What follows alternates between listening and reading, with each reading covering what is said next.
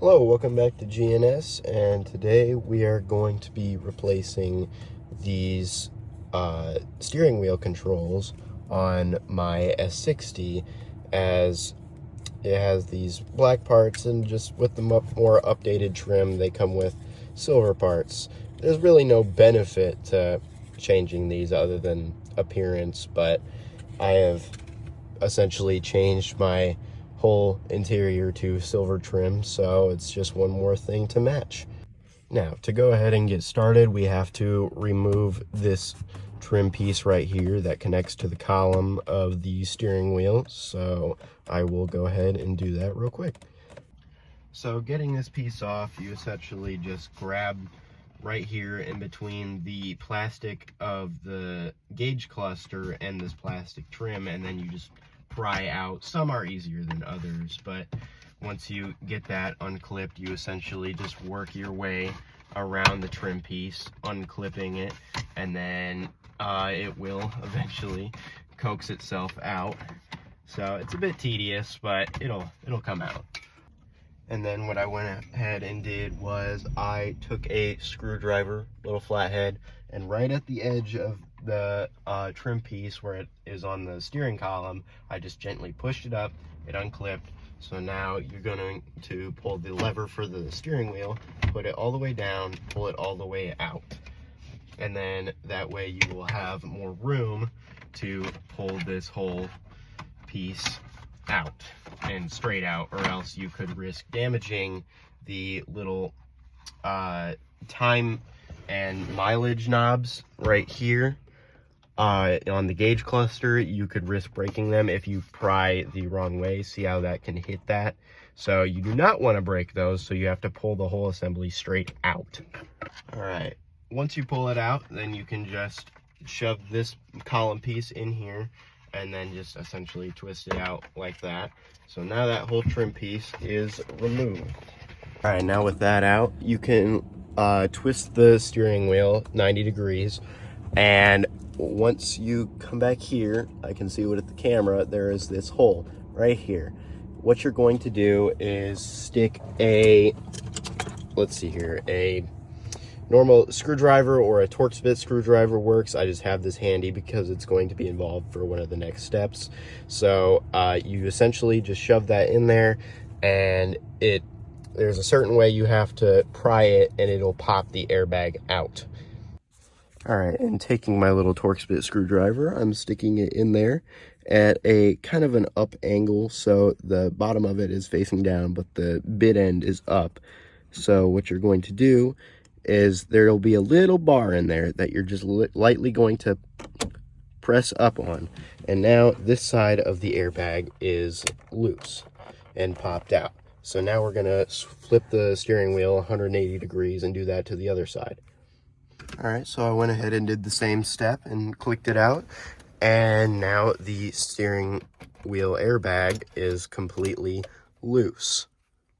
So now with this loose, we are going to go disconnect the battery, because it is going to require us to unplug the airbag to take it off, and just so it doesn't blow up in our face, we have to unplug the battery. So I will do that real quick. Now you can see in there what the screwdriver is pushing.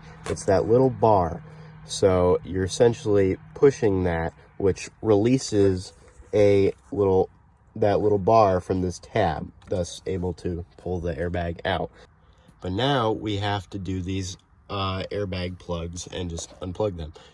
So I undid both of them. There's a little tab right here that plugs into the back of this, so all you have to do is just kind of push that tab, and then it'll slide right out. Now once we've gotten to this point, we will see these little screws right there holding in the steering wheel controls, and actually this one's a bit loose too, so that'll be tightened. Right here I just have a Torx bit. It's a very, very, very small Torx bit, and so this one's probably just going to be hand tight, so I could probably just undo it with my fingers. Yep.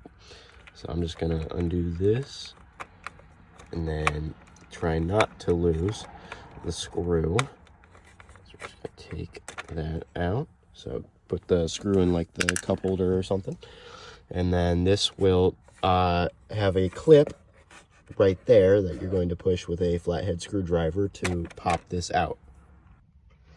All right, so pushing that little clip in here with the flathead screwdriver, it'll have a click, and then it will become loose. Now there's still going to be a connector on the back of this, so we will remove that in another step, but let's focus on getting this one out now. So then we're just going to push that clip so it'll pop out. Alrighty. Alright, so now these are somewhat loose, and they are just only held in by the connector currently. So they do not have enough slack to completely come out, so we're going to have to undo these 3 Torx bits, and then there is a little ground wire that will be on there as well. And the ground wire is located right there. And so that's just another Torx bit. Now, those silver Torx bolts are going to be quite stiff, but they will come out with just normal screwdriver. They're not like super tight, but they will come out with just a normal Torx screwdriver or a Torx bit on a ratchet. So this is what one of the bolts actually looks like. It has this little plasticky bit. All right, so once all those bolts have been removed, this can now, it's still connected by a wire, but we can just slightly angle it to where we can see the back of the connectors on both sides. That way we can undo them by just doing these little clips here. Now, it is also easier to use a flathead screwdriver in here to kind of pry that little clip up so that it can come out. So now that is out, and these are completely free to come out. Now to put them back in, I've already put that one back in, but you just line up the little sliders, and then you'll hear a click, and that's just that tab going back in, and all you have to do is put the connector back into the back. So now that both of them are on, all you have to do is just gently put this back into its place, and then we will use the bolts, put them all back on, put that ground wire back on, and then we will put the airbag back on along with these. Almost forgot about those. All right, so once you get those 4 Torx screws in there with the little ground down there, make sure those little alignment pins have the ground in the middle of them. We can now put in the actual control screws. All right, got those little screws back in. Now it's time to put back on the airbag. All right, so once you get the airbag clips back in, just line up the little dowels with the springs and just push it in.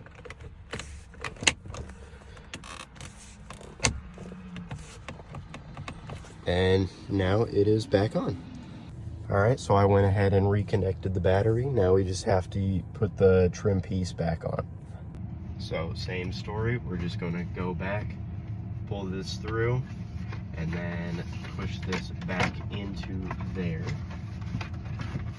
And then it should just clip right in. And then take this part, make sure the little stock grommets go through the correct lines, and then you are done.